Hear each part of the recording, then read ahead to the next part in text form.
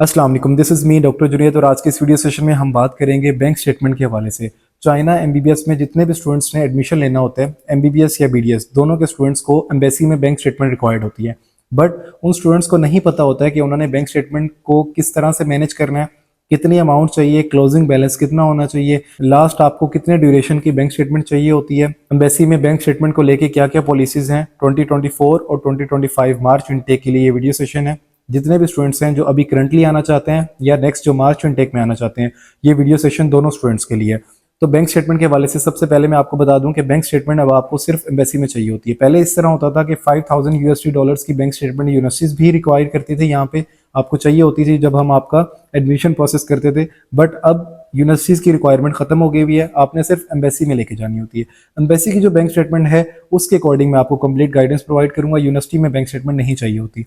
देखिए, bank statement जो है वो आपके वीजा लेटर या एडमिशन नोटिस के ड्यूरेशन पे डिपेंड करती है। इस टाइम पे कुछ ऐसी यूनिवर्सिटीज हैं जो आपको 1 साल का एडमिशन नोटिस देती हैं। लाइक अगर बात करें हुनान यूनिवर्सिटी ऑफ चाइनीज मेडिसिन, ये यूनिवर्सिटी ऐसी है जिसकी बैंक स्टेटमेंट इस टाइम पे 15 लाख है। 15 लाख की बैंक स्टेटमेंट आपको एम्बेसी में चाहिए होती है और यूनिवर्सिटी एडमिशन प्रोसेस के लिए कोई बैंक स्टेटमेंट नहीं चाहिए। तो एम्बेसी में जो बैंक स्टेटमेंट है वो 15 लाख की है, हुनान की भी और Wuhan university of science and technology की भी। हुनान के लिए ऑलमोस्ट 7 सीट्स लगी हुई हैं और वुहान के लिए 1 वीक है और उसके बाद उसका मार्च इनटेक स्टार्ट हो जाएगा। हुनान में मार्च इनटेक नहीं होता, वुहान में मार्च इनटेक भी होता है। तो ये दो यूनिवर्सिटीज जो हैं, इन दो यूनिवर्सिटीज की जो बैंक स्टेटमेंट है वो 15 लाख की है। मींस कि ये 1 साल का एडमिशन नोटिस देती हैं। बाकी जितनी भी यूनिवर्सिटीज हैं, लाइक अगर बात करें Kunming university of science and technology, बात करें शेंडोंग फर्स्ट मेडिकल यूनिवर्सिटी की, बात करें गुआंगशी मेडिकल यूनिवर्सिटी की, हिबे मेडिकल कॉलेज की, Hubei university of art and sciences है, Hubei university of science and technology है, शिखजी यूनिवर्सिटी है, बहुत सी यूनिवर्सिटीज हैं। जितनी भी बाकी सब यूनिवर्सिटीज हैं वो आपको एडमिशन नोटिस और वीजा लेटर 6 ईयर्स का देती हैं। 6 ईयर्स का जब आपको वीजा लेटर मिलता है, अब वो जो स्टेटमेंट है वो आपकी 7.5 लाख पर ईयर के अकॉर्डिंग आपने सबमिट करनी है, जो पीकेआर में इस टाइम पाकिस्तानी करेंसी में 45 लाख बनती है।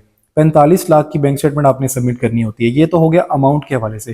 क्लोजिंग बैलेंस कितना होना चाहिए। अब यहाँ पे एक दो और क्वेश्चंस हैं। बहुत से स्टूडेंट्स ये क्वेश्चन कर रहे होते हैं कि सर हमें ये बताएं कि क्लोजिंग बैलेंस जो है हमारा वो सिर्फ 45 लाख होना चाहिए या हमारे अकाउंट में वो पैसे हमेशा से पड़े होने चाहिए। ये क्वेश्चन मोस्टली स्टूडेंट्स पूछ रहे होते हैं। एक और क्वेश्चन जो मोस्टली स्टूडेंट्स पूछ रहे होते हैं कि सर बैंक स्टेटमेंट हमने लास्ट कितने टाइम की सबमिट करनी है, 1 महीने के होने चाहिए, 2 महीने के होने चाहिए, मींस कि अकाउंट कितना पुराना होना चाहिए। फोर्थ और लास्ट क्वेश्चन स्टूडेंट्स का ये भी होता है कि सर अगर किसी का अकाउंट बहुत ज्यादा पुराना नहीं है, मींस कि किसी ने फ्रेश अकाउंट ओपन कराया है, तो उसका क्या सिनेरियो है, तो इसको भी मैं एड्रेस करता हूँ। देखिए, सबसे पहले तो मैं आपको ये बता दूं कि जो क्लोजिंग बैलेंस के हवाले से पूछ रहे होते हैं, आपने क्लोजिंग बैलेंस ही सिर्फ 45 लाख शो करना है। जरूरी नहीं है कि आपके अकाउंट में वो पैसे हमेशा से पड़े हों। लाइक एम्बेसी में जो हमने बैंक स्टेटमेंट लेके जानी होती है, आपको ये बता दूं कि आपने 6 मंथ की लास्ट जो बैंक स्टेटमेंट है वो सबमिट करनी होती है। उस 6 मंथ में सिर्फ क्लोजिंग बैलेंस आपका देखा जाता है कि 45 लाख हो। उसमें ये नहीं देखा जाता है कि वो 6 मंथ से पैसे आपके पड़े ही हों अकाउंट में, ऐसा नहीं होता। आपने सिर्फ और सिर्फ क्लोजिंग बैलेंस शो करना है। मींस के लाइक अगर आप यूएसए जाते हैं, यूके जाते हैं, तो आपने बैलेंस को होल्ड करना होता है, अकाउंट में बैलेंस होल्ड करना होता है। जबकि चाइना एमबीबीएस या बीडीएस में इस तरह की कोई रिक्वायरमेंट नहीं है। आपने सिर्फ और सिर्फ क्लोजिंग बैलेंस शो करना है, अमाउंट को होल्ड नहीं करना है।